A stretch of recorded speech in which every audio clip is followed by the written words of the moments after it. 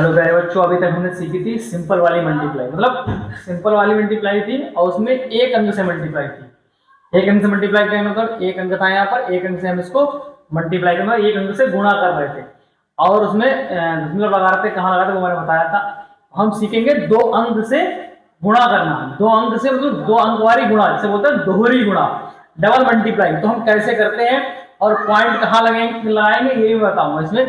कि सबसे पहले हम इसमें देखो दो अंक भी हैं और पॉइंट भी है, तो इसमें एक साथ में दो चीज सीख लेंगे। पॉइंट भी लगाना सीख लेंगे और मल्टीप्लाई भी करना सीख लेंगे। कौन सी? दो अंकों वाली।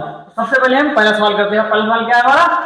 63243 गुणा 1.2 यानी मतलब 63.243 गुणा 1.2। तो हम कैसे करते हैं देखो। सबसे पहले आप पॉइंट को भूल जाइए। सबसे पहले मल्टीप्लाई बिल्कुल सीधे तरीके से पहले इससे मल्टीप्लाई करते हैं, इसकी इससे इसकी इससे इसकी, इस तरह से करते हैं। सबसे पहले क्या करेंगे हम?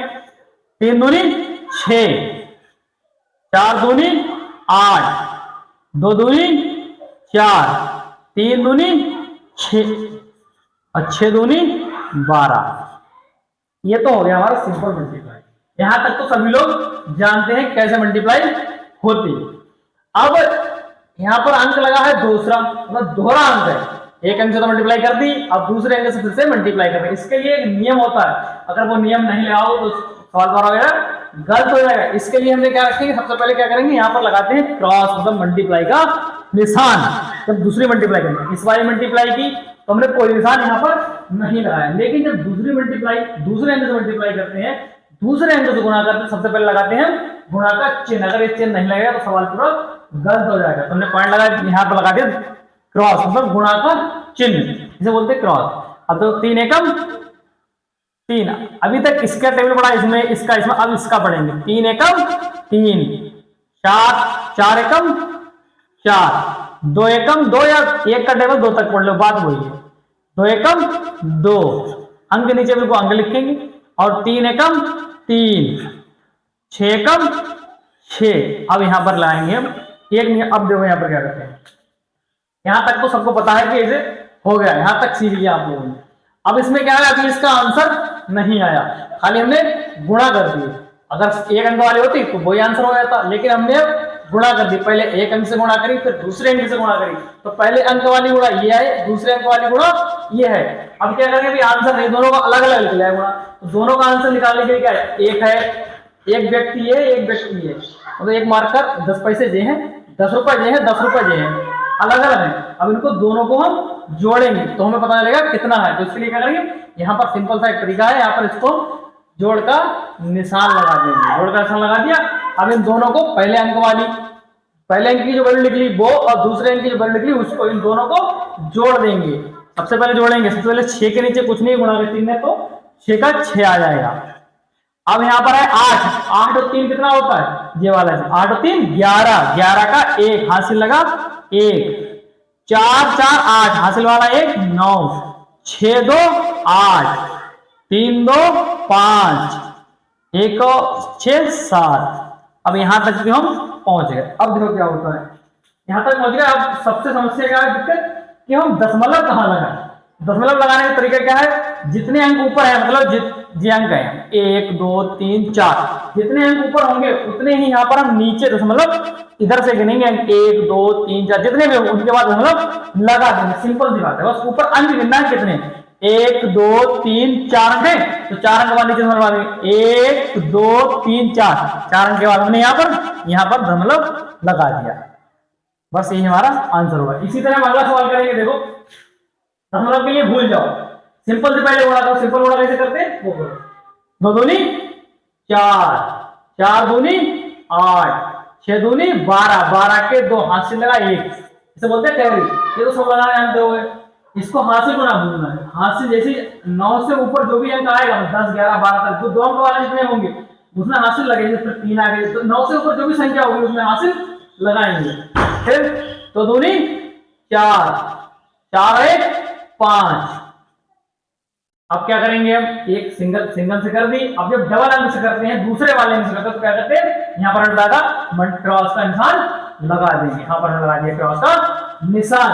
अब दूसरे वाले से पढ़ेंगे, अभी तक इससे पढ़े थे, अब इससे पढ़ेंगे। 4 दूनी 8, 4 चौक 16, 16 के 6, 6 चौक 24, 24 एक 25, क्योंकि यहां पर एक हाथ से लगा था तो यहां पहुंच गया। और 4 दूनी 8, 8 एक 8 2, यहां पर हाथ से लगेगा हमारा 6 चौक 24, एक 50, 2 हाथ से लगेगा। 4 दूनी 8, 8 और 2 10, यहां तक हो गया। हमने क्या बताया था, यहां तक सब लोग कर लेंगे। अब यहां पर क्या लगेगा, प्लस का निशान, और इनको दोनों को हम जोड़ देंगे, पहले वाले अंक की वैल्यू और दूसरे वाले अंक की वैल्यू दोनों को जोड़ेंगे तो क्या हो गया हमारा 4 का 4, 4 एक का 4, 8 8 8 16, 16 6 हाथ से लगा 1 2 6 8, 8 1 9, 5 5 10, 10 का 0, कैरी ऑन बंद से बोलते हैं हासिल 1, 0 है 0 में 1 जोड़ो, 1 और 1 का 1 अंक। ये ध्यान रखना, अंक के बीच बिल्कुल अंक के अंक नीचे लिखना जिसको जोड़ने में आसानी हो। अगर आगे पीछे करोगे तो जोड़ने में गलती हो, जैसे यहाँ पर 10 आगे देखो बाहर निकल गया। अब इसको अगर हम यहाँ लिखते हैं, इसको यहाँ जोड़ने में गलती हो, इसको अंक के नीचे अंक लिखो। अब आते दशमलव कितने अंकों के बाद लगा, यहाँ पर हमारा जोड़ के जो आंसर आ गया। अब दशमलव देखो अभी तक गुणा सही नहीं है क्योंकि यहाँ दशमलव लगने लगा होगा, ऊपर दशमलव लगा दशमलव लगा होगा तो दशमलव के बाद हमें नीचे वैल्यू देखनी पड़ेगी कितनी है। दशमलव कितने का 1 2 3, 3 अंकों के बाद दशमलव लगा तो हम यहाँ आएंगे नीचे से गिन लो 1 2 3, यहाँ लगा लो दशमलव। हमारा क्या है 62.64 मल्टीप्लाई 3.2, कहने का मतलब है 62.164 से मल्टीप्लाई करना है। मल्टीप्लाई करना जैसे मल्टीप्लाई करते हैं बिल्कुल वैसे ही करना है। अभी हमने इससे पिछले सवाल बताया था क्या करना। सबसे पहले हम क्या करेंगे 2 से मल्टीप्लाई करेंगे 4 के लिए, 4 दूनी 8। अब 2 का टेबल 6 तक बनेंगे, 2 कम 2 दूनी 4 3 6 चक्कू 8 5 10 छंग 12, 12 के 2 हासिल लगा 1, हासिल हमारा यहाँ पहुंच जाएगा। अब 2 का टेबल है 2 तक पढ़िए, पॉइंट 2 का मतलब नहीं, पॉइंट अभी भूल जाइए। 2 दूनी 4, 4 1 5 और 6 दूनी 12, 12 के पूरे 12 क्योंकि लास्ट है यहाँ पर पॉइंट, यहाँ पर कैरी ऑन नहीं लगेगा। तो हम अगले अब क्या करेंगे, हमने बताया था क्या करते हैं दूर वाले अंक से मल्टीप्लाई करते हैं, सबसे पहले लगाते हैं क्रॉस का निशान, ये निशान नहीं भूलना। तो क्या करेंगे अब इससे मल्टीप्लाई करेंगे, इसकी इस पॉइंट से भी कोई मतलब नहीं है, पॉइंट बताएंगे कहां पे लगेगा बाद में। चाहती 3 का टेबल 4 तक पढ़ो, तो 4 का टेबल 3 तक पढ़ो, 3 का टेबल 4 तक पढ़ो, 3 एक कम 3 3 दूनी 6 3 9 3 चौक 12, 12 के 2 हाथ से लगा 1, पिछले वाले हाथ से मिटा दीजिए। अब 6 का टेबल 3 तक पढ़िए, 6 कम 6 6 दूनी 12 6 18, 18 18 1 19, 19 के 9 हाथ से लगा 1। अब 3 का टेबल 2 तक पढ़ा, 2 कम 2 3 कम 3 3 दूनी 6 6 1 7, और अब फिर पढ़ेंगे 3 का टेबल 6 तक, 6 कम 6 6 दूनी 12 6 3 18 या 3 कम 3 3 दूनी 6 3 3 9 3 4 12 3 15 3 6 18, 18 के पूरे 18। ये ध्यान रखना अंक के नीचे बिल्कुल अंक लगाइए, पिछले सवाल में बताया था। अगर आगे पीछे करोगे तो जोड़ने में तुम्हें दिक्कत होगी, यहाँ तक की तो कर लेते हो। अब क्या करेंगे यहाँ पर लगाएंगे हम प्लस का निशान और उनको जोड़ देंगे। 8 1 का 8, 2 2 4 5 और 9, 5 और 9 होते हैं हमारे 14, 14 के 4 हाथ से लगा 1, 2 7 9 9 1 10, 10 का 0 कैरी ऑन 1 1 1 और 1 2 और 8 के वाले कितना होगा 10, 10 का 0 हासिल लगा 1 1 ये 1 कैरी ऑन कितना होगा 2।